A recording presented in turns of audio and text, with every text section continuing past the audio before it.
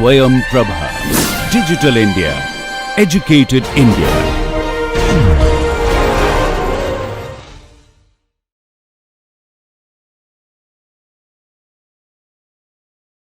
In computer science, often in analyzing algorithms, you would come across asymptotic analysis quite a bit, and in particular, the big O notation. So that's what we're going to talk about today. Okay. So the question in analysis of algorithms often is you're interested in how the algorithm scales as the problems become larger and larger. Okay? And when I say the algorithms, how it scales, I could be talking about its running time, or the amount of memory it uses, or the power it consumes. So any resource, but mostly I'll just refer to running time, even though the analysis is often done for other resources too.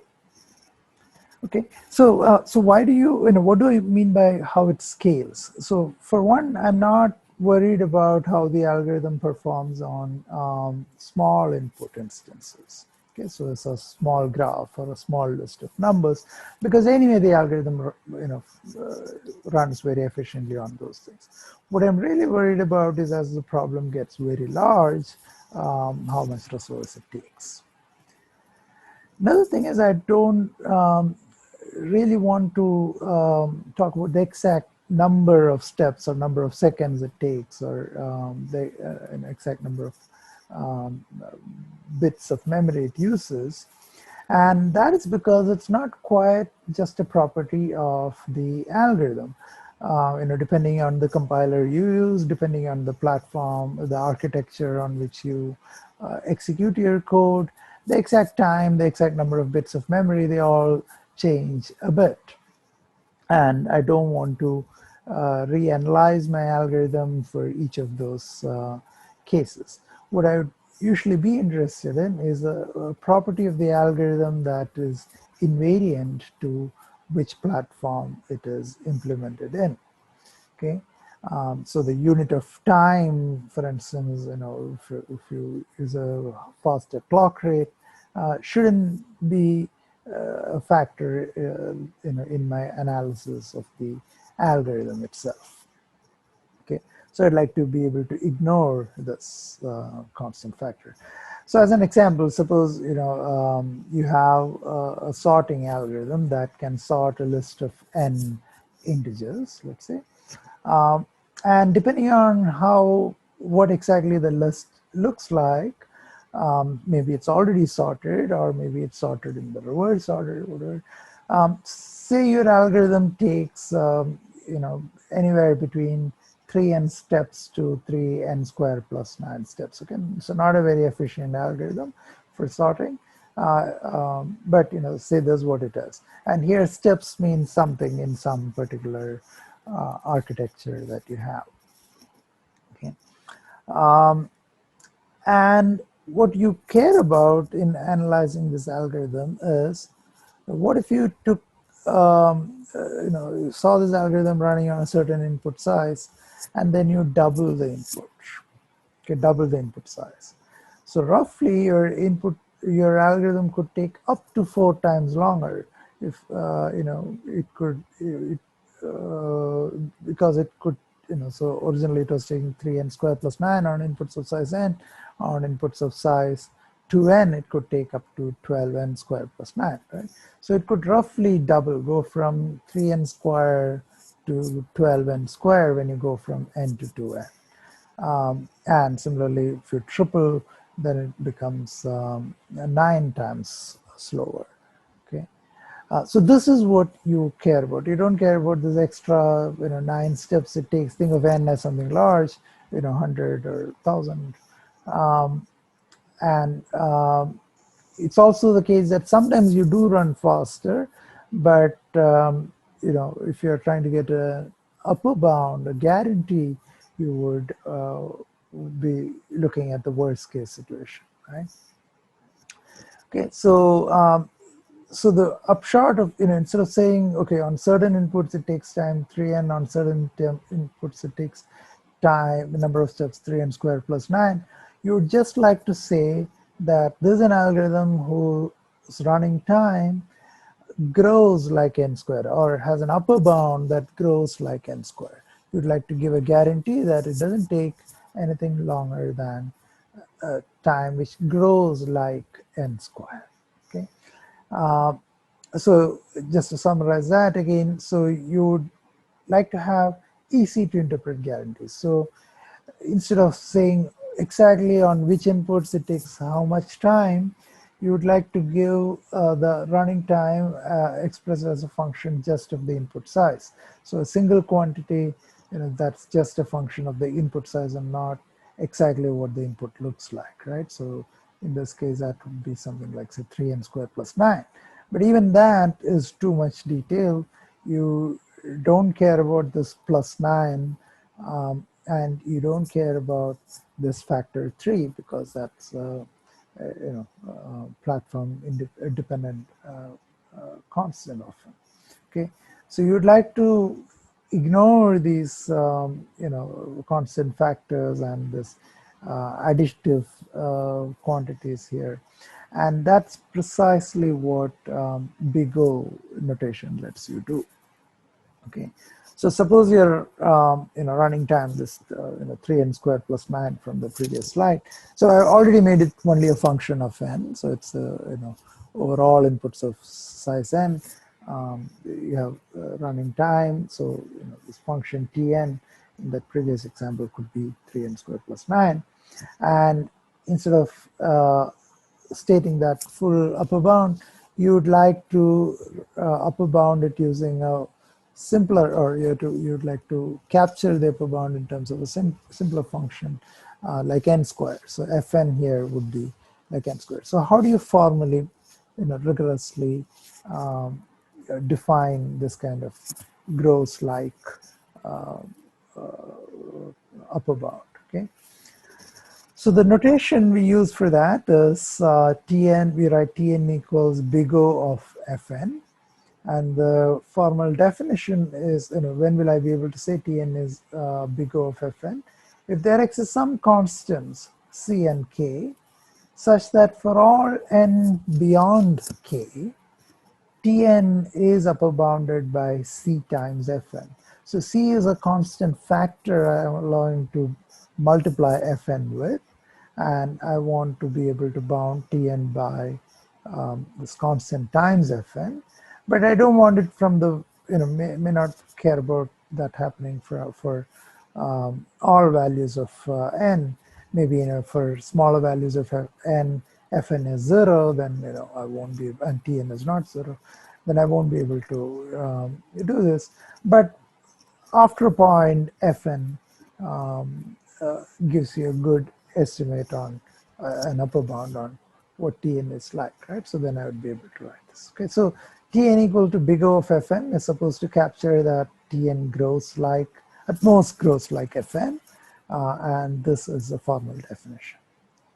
It's a little bit of an unfortunate notation, this equal to big O of Fn, because so there's a relation between Tn and Fn, and it's not quite a symmetric relation. So this equality could be a misleading notation. Sometimes people write Tn less than or equal to big O of Fn, but that's considered bad notation or wrong notation. A more acceptable notation sometimes is Tn is in big O of Fn. Okay, but what you would mostly find as a standard notation is Tn equals big O of Fn. Okay, so that's what we will use. So I've defined, in doing this definition, I required that Tn and Fn are positive or non-negative, right? Eventually, for all n greater than or equal to some k, right? So so this is fine because this is what we are interested in, capturing the running time or other resource constraints. Okay? So we'll be focusing only on functions which are eventually non-negative. N you could think of here as an integer. So T and F you could think of as functions from integers to real numbers. So even though T would often be integer, running time or something, F, you need not keep it as an integer function. F could be to arbitrary real numbers. The function could take arbitrary real number values, okay, but eventually not. An important thing to point out here is the order of quantifiers. So when I say there X is a constant C such that for all sufficiently large N something holds, it's important that the same C works for all sufficiently large N. You don't get to choose a different C for each N. If you swap the order of quantifiers, it would read for all N greater than or equal to K, there X is a C such that this holds. Okay, so we say there X is a K such that for all N greater than or equal to K, there X is a C such that this holds. That would be a trivially satisfiable condition for all any F you want, as long as Fn is positive. And that is because you could choose your C to be, say, Tn divided by Fn. Okay, so then this would be easily satisfied. The catch is such a C is not a constant C. It would be a function of N. Okay? Here in this definition, we want C to be fixed and independent of N. So that's why it's called a constant factor. So the order of quantifiers is important. Another important thing is that this is only an upper bound. The function Fn that that you choose here could actually be much larger than Tn. You might have been able to pick a much smaller function Fn here, right? But the big O notation only guarantees that Tn is less than or equal to C times Fn. It doesn't say anything about Tn being very close to Fn, right? Of course, it tells you that Fn is not too small, right? It might look like it's saying Fn is greater than or equal to Tn, but since I allow a constant factor, what I'm really saying is that Fn is not much larger than Tn, not much larger than a constant factor, okay, eventually. Let me give you an illustration of this. So let's say our T is, in this case, 21x squared plus 20. Okay, so think, x equal to 0, 1, 2, 3, and so forth. And then I'm claiming that this Tx is big O of x cubed. So my f of x is x cubed here.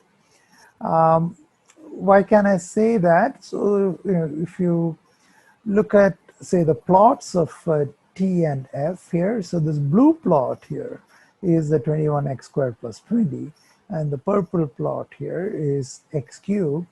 You would actually see that there's not an upper bound. The x cube is not an upper bound on 21x squared plus 20 here. But that is because I'm looking at small values of x, small as in smaller than some particular constant. In this case, the plot here is only up to 10. If you go for sufficiently far out, for a sufficiently large k, right, you would see that at some point x cubed overtakes 21x squared plus 20. And then it stays like that. So I can take my C to be 1 here and take my K to be something like 22. And I would see that this condition is indeed satisfied. So this is the essence of the big O notation, big O, kind of upper bounds, that if you look at small values or you look at small constants like C equal to 1 for those small values, you would see that you may see that the T is actually looks like it's much larger. In this case, that was because of these large constants that are multiplying x squared and constants that you're adding to it. But if you go sufficiently far out, this becomes immaterial. Here you have x cubed, so x times x squared. Here you have 21 times x squared. So for large enough x times x squared is much, much larger than 21 times x square, and that's what this plot shows. Okay.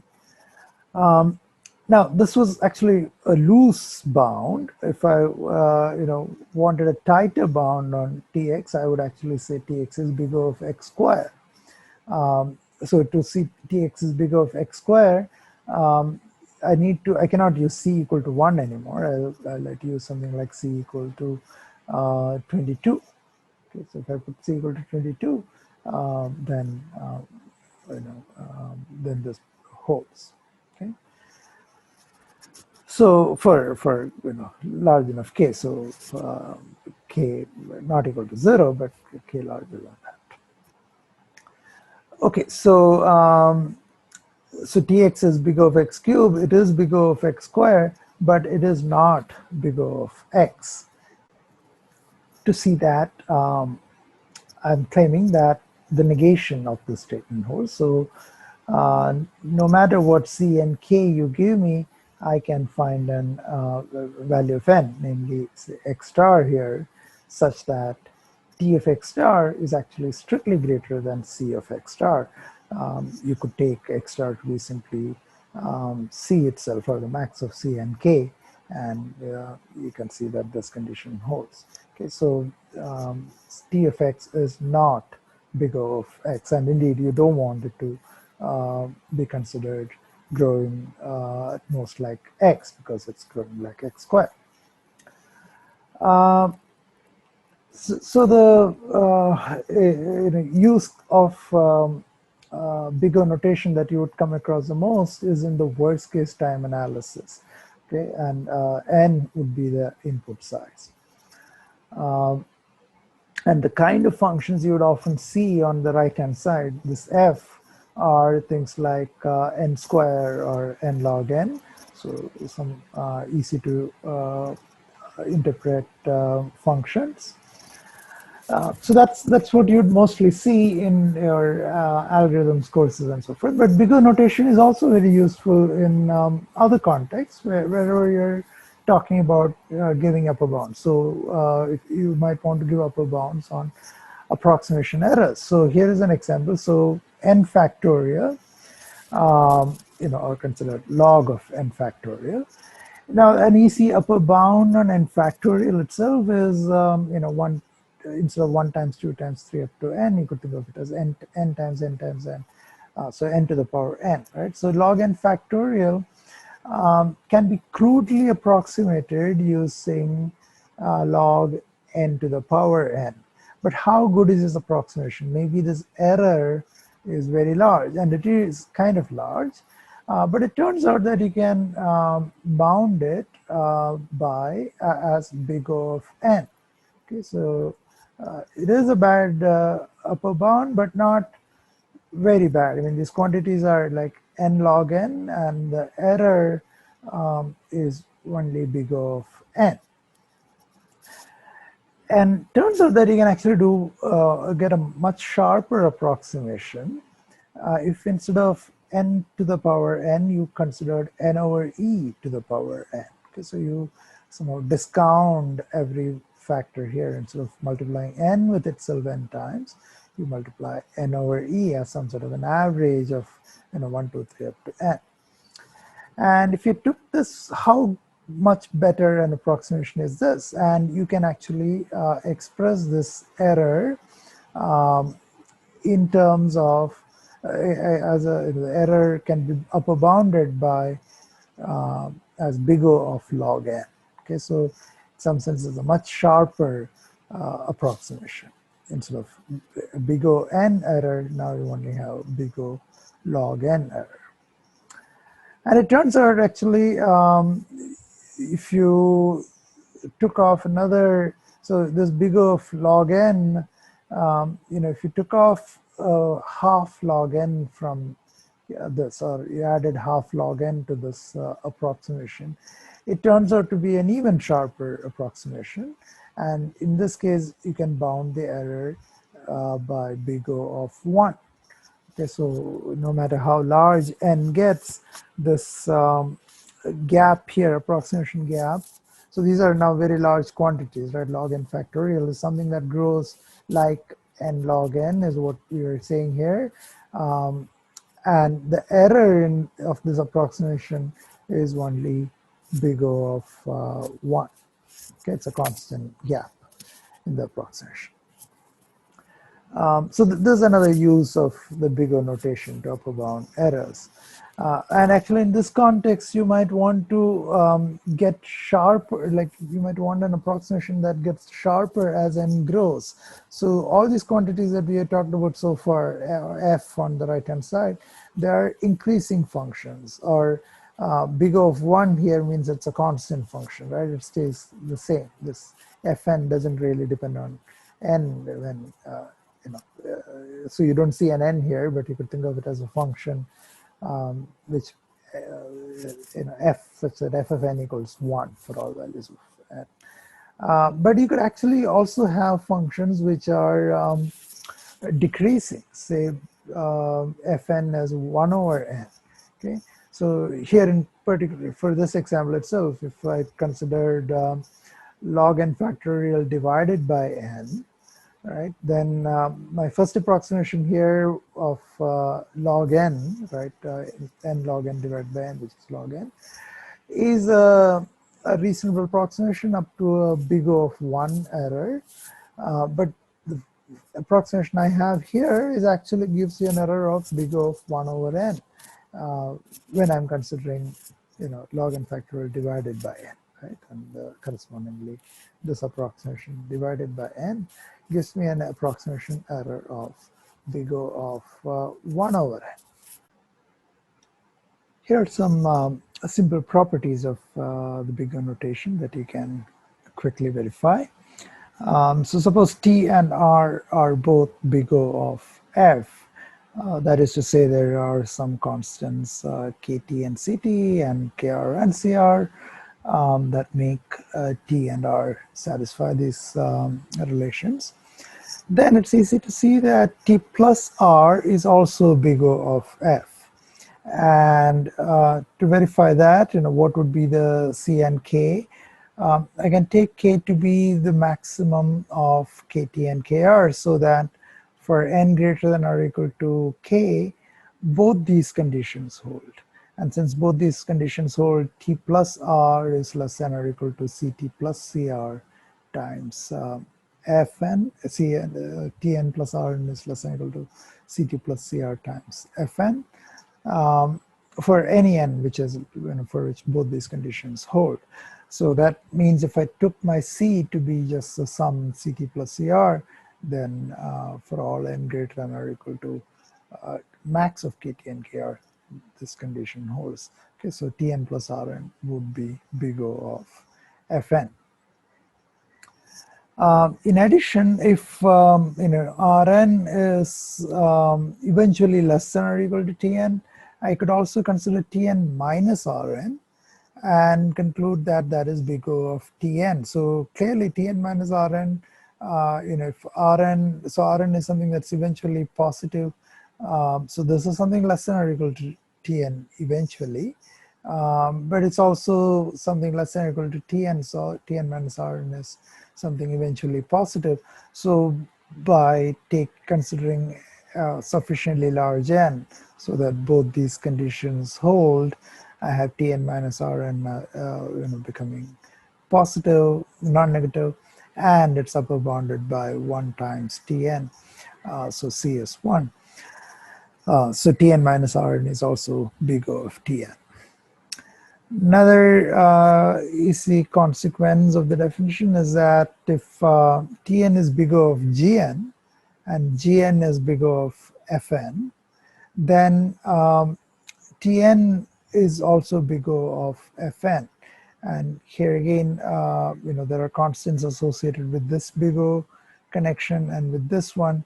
And you would take your K to be the maximum of the two Ks here, and you would take the C to be the product. So Tn is less than or equal to Ct times Gn for sufficiently large n, and Gn by itself is less than or equal to Cg times Fn. So putting it together, you have Tn is less than or equal to Ct times Cg times Fn. So remember, these are positive constants, Ct and Cg. Okay, so so indeed Tn is big O of Fn.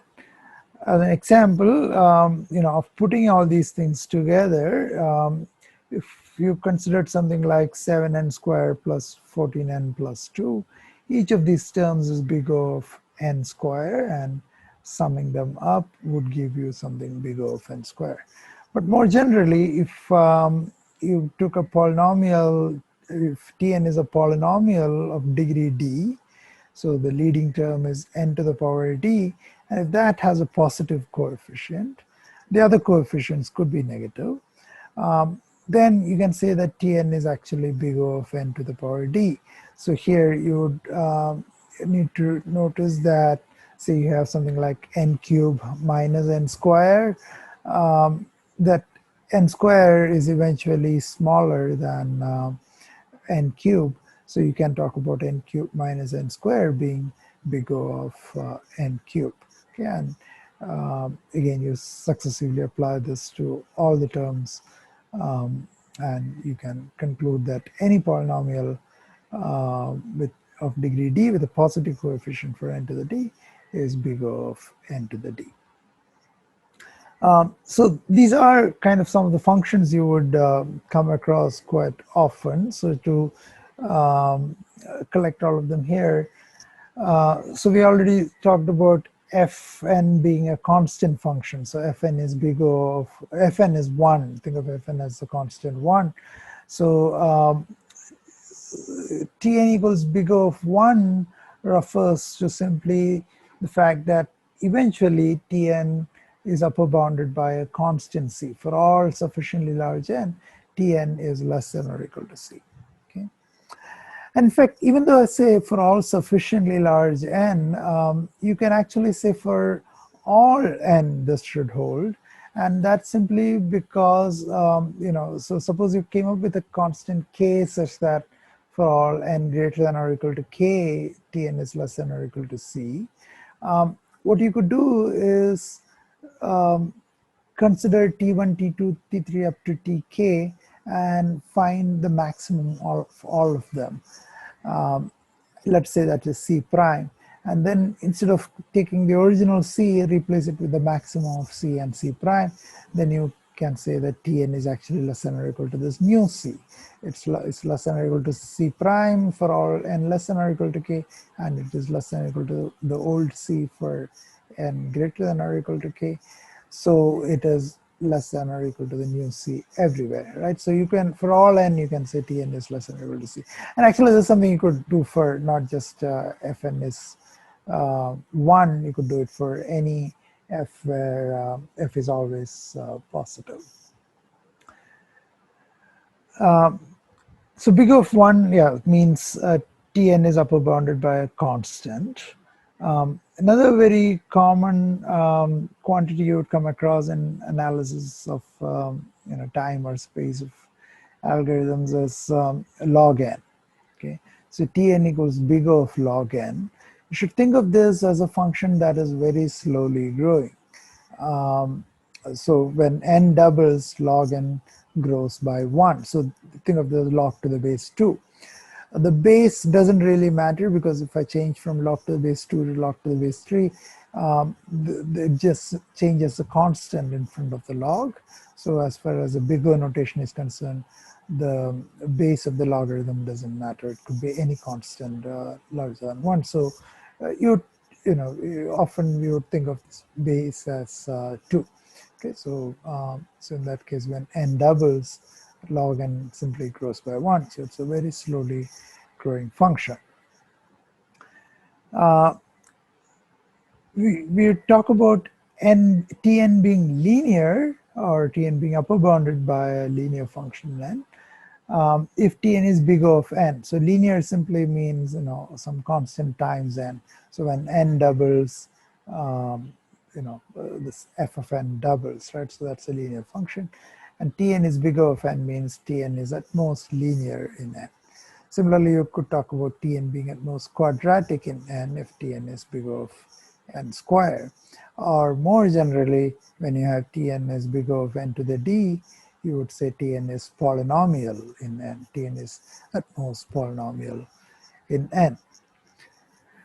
Sometimes you would have algorithms which take a lot of time, which may not be polynomial in n, and you would want to refer to these functions, and uh, you know we would say Tn is exponential in n if it is of this form. It is 2 to the or some constant to the power n. Okay, so I've written it as 2 to the power d times n for some fixed d. Then we would say Tn is exponential in n. So note that the d actually matters here as far as the big O notation is concerned. Big O of 2 to the n and big O of 3 to the n are not the same. Okay? But this entire collection of big O of some constant to the power n, we would refer to as being exponential in n. And this is when you should think of Tn as growing really quickly as n grows. One important or very useful solution to recurrence relations you would come across is what's captured as the master theorem. Okay, so here I say a solution. What I mean is a solution to a recurrence relation, but in terms of big O notation. Okay, so here is a recurrence relation. Tn equals a times Tn over b plus c times n to the power d. Okay. And then there is some base case for T1. So where does this come from? So this is the kind of, so if you have an algorithm which has a divide and conquer nature, you could think of it as doing the following. It takes a problem of size n, breaks it up into some number of problems, so a problems, okay? So a is some integer. And each of the new problem is of size n over b. Okay, so n over 2 or n over 3 or some smaller problem instance. And then you solve each of these problems. You take time t of n over b, right? Each problem is of size n over b now. And then there are a of them, so you solve them one after the other, so it takes this much time. And this whole process of breaking the problem into sub-problems, and then when their solutions come, somehow you can put them together into the solution for the original problem. Say all of that takes time, something that's polynomial, okay, in n. So some c to the c times n to the power d. If that is the kind of algorithm you have, then this would be so that's a recursive algorithm, and this would be a recurrence relation that can be used as an upper bound on the running time of t, running time of this algorithm. So I say upper bound, so Tn could be less than or equal to, that could also work. But for simplicity, let's consider Tn equals a times Tn over b plus c times n to the power d. D could be 0, so which would mean you just take some constant time. And everything here is positive otherwise. And depending on what exactly these numbers are, your running time could vary in very different ways. Okay, so the master theorem tells you how it varies. So let's go ahead and analyze this recurrence relation and come up with a solution. Okay, and I'm going to only consider n, which is a power of b, so that we'll encounter only integers. But then you can reason that there's a monotonic function, and that gives you the bigger upper bound that we will derive at the end holds for all n. Okay, so I'm going to do this by unrolling this recursion. So I start with n, and this is the total amount of time I take. of which I write down this, so I'm ignoring the constant here for the figure, but you can imagine the constant is there. So I write down the c times n to the power d here in the first node. And I break up this, the remaining time comes from a copies of the same algorithm. So I have a children referring to the a, copies of Tn over B. And in each, so in the next level I have, so here I had n, in the next level I have n over B. And the level below that I have n over b, so n over b square, and so forth. So the number of levels is, so so initially I have n over n, which is b to the power k, n over b is b to the power k minus 1, and b to the power k minus 2, and so forth. So the number of levels is k, okay, or log of n to the base b. Okay, so I have, and now what do I write, what do I have here at this level? So I have a copies, each of them corresponds to t n over b, and again recursively I'll be writing c times n to the power d, but now instead of n I have n over b to the power d.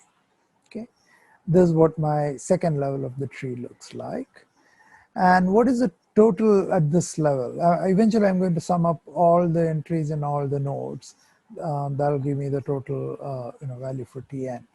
What is the total at this level? There are a copies, so a times n over b to the power d is the total at this level.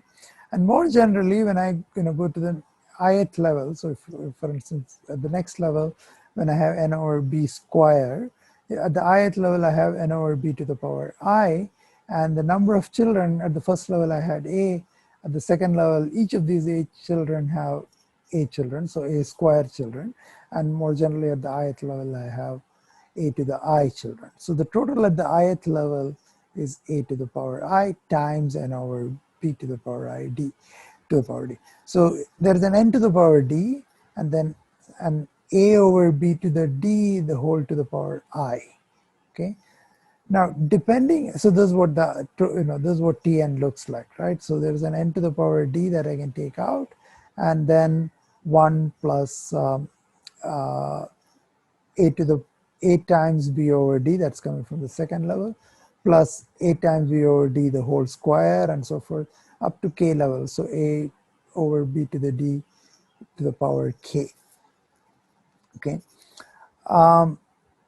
Now, depending on how this a to the power b over d, a over b to the power d, whether it's less than or equal to 1, equal to 1, or greater than or equal to 1, the summation can be three different, can go in three different ways. So suppose a equals b to the power d, okay? So for instance, this is 2, and this is 2, and this is 1, right? So Tn is 2 times Tn over 2 plus n, for instance. In that case, A equals b to the power d. What you have is all of these quantities are just 1, right? 1 plus 1 plus 1 plus, and there are k of them. Well, there are k plus 1 of them here, but essentially k of them. So this big O of what I have is big O of k times n to the power d, and that k is log of n, right? So Tn is big O of log n times n to the power d. Okay, in particular, when d equal to 1, this is big O of n log n. Okay, if a equal to b and d equal to 1, this would be big O of n log n. But even otherwise, if say d equals 2 and a equals b to the power d, this is what you would get, n to the d times log n.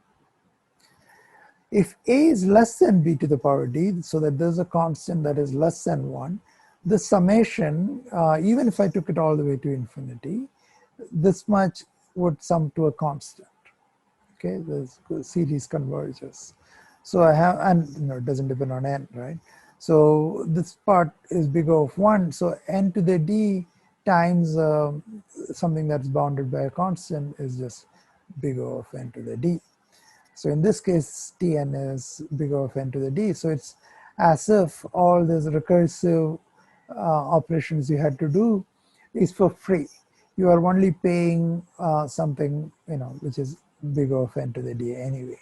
Okay, and that would be the case if the number of cases you are dividing it into is strictly less than b to the power d. The final case is when actually this is greater than 1. So this is a sum that is, this sequence is increasing, and then its sum is dominated by the last term. Okay, so you can convince yourself. So the way I've written it is I took the last term out, so divided everything by that last term, which is larger than 1.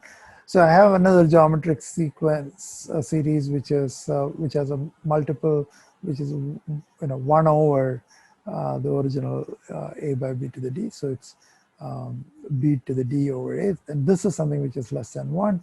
And even if I allowed this to be summed up all the way to infinity, this part sums up to something, to a constant. So this sequence in which a geometric series in which the multiplier is strictly greater than 1, the sum up to some terms is dominated by the last term. Okay, that's all that this is saying. So I can take this as the big O of a by b to the d to the power k. This b to the d to the power k is just n to the power d, right? So this is I should have written the big O here. So this is a to the power k divided by n to the power d. So Tn now is, remember, it's n to the d times this quantity. So the n to the d's cancel off, and it is just big O of a to the power k.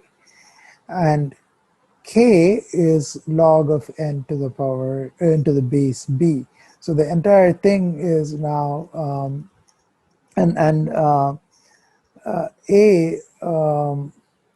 I've written in terms of log of a here.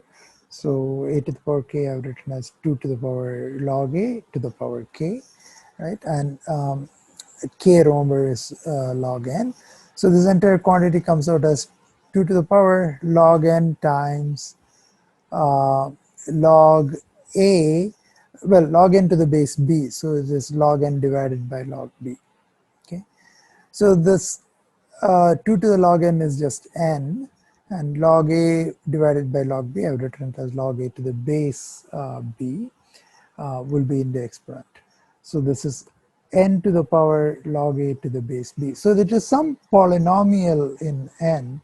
What exactly is that power of the polynomial depends on what these constants a and b are. It doesn't depend on d, provided d is small enough. So provided a is greater than b to the power d, and this is n to the power log a by log b. Okay, so these are the 3 different cases in this for this kind of for solving this kind of recurrence. Here, this things like c and this constant here, they don't really matter so much. You could change them and still you'll end up with the same big O bounds.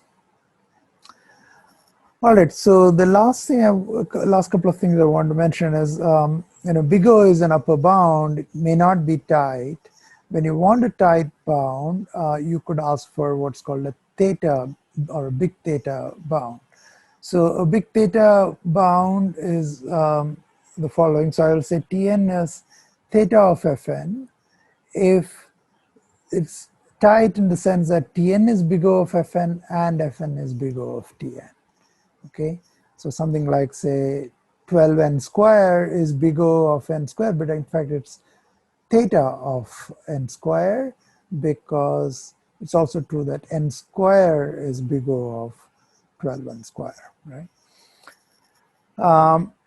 Yeah, or here 3n square minus n is theta of n square. It's not just that it's big O of n square, it's also theta of n square, because n square is less than or equal to 3n square minus n itself for sufficiently large n.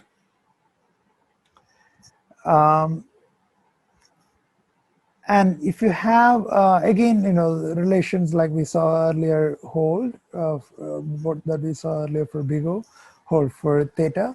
So Tn plus Rn is, if Tn and Rn are both theta of Fn, then the sum is also theta of Fn.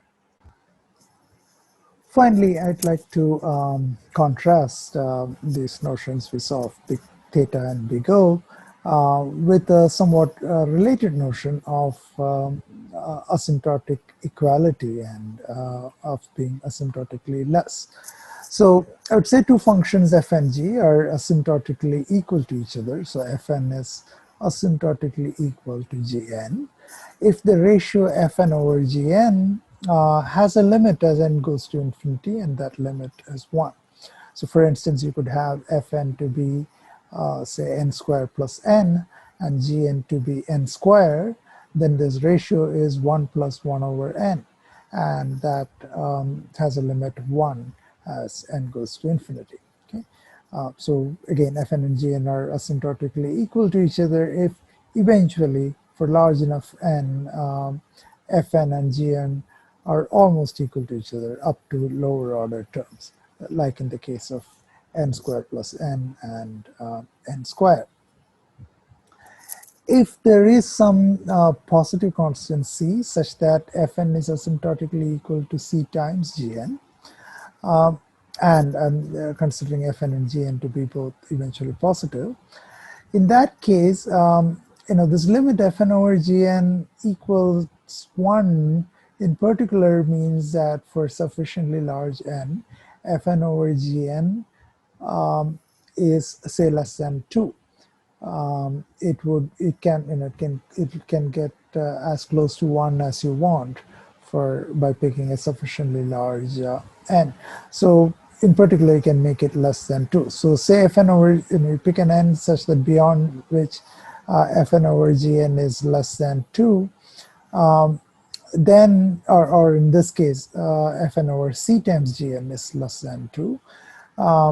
That means fn is less than 2c times gn.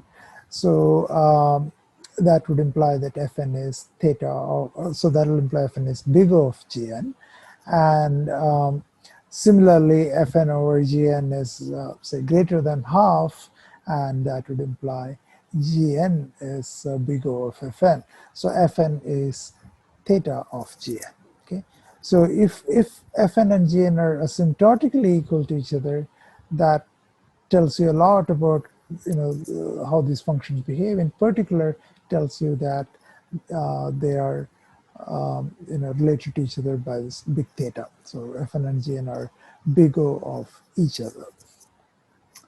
The other notion is of being asymptotically less than, or you could think of it as being asymptotically much smaller. So I would say fn is much smaller than gn if this ratio exists as before, but it's equal to 0. The limit is equal to 0. The ratio has a limit as before, and that limit is 0. In this case, I can say that fn is equal to big O of gn. As before, right? So the ratio is less than, say, 2 or less than 1 if you want. On the other hand, fn is not theta of gn. So gn is not big O of fn. And that is because if gn were to be big O of fn, then gn is less than or equal to c times fn for sufficiently large n. Which means this ratio fn over gn is greater than or equal to 1 over c for all n. And then its limit cannot be equal to 0 if it's lower bounded by a positive constant. So the fact that the limit equals 0 tells us that gn is not big O of fn. Okay. So sometimes it's called this condition that fn is big O of gn but not theta of gn, is denoted as fn is little o of gn. Now, these two conditions of asymptotically equal and asymptotically less than, they are, as we saw, necessary conditions for the theta and big O relations to hold, but they are not. They are sufficient conditions, but they are not necessary conditions. In particular, even if the limits do not exist, if the limits do not exist, you cannot have these relations. But the theta and big O relations can still hold. As an example, if Fn is equal to n for odd values of n and is equal to 2 times n for even values of n, then if you compare Fn and n, so Fn over n, it does not have a limit. Then that number switches between 1 and 2. And it does not have a limit, so you cannot make either of these statements. On the other hand, Fn is indeed theta of n, and in particular it's also big O of n. Okay, so the theta and big O notation is a little more flexible, and this is often what you want to use if f is not all that nicely behaved. It may not be for certain values of n, it may certainly be much smaller than for other values of n. So the limit, these kind of limits may not exist with respect to some nice function gn. So you won't be able to say Fn is asymptotically equal to, say, n square, but you might still be able to say Fn is theta of n square. Okay. So this is a concept. The big O and theta notations are something you would keep coming across in computer science, in analysis of algorithms and so forth.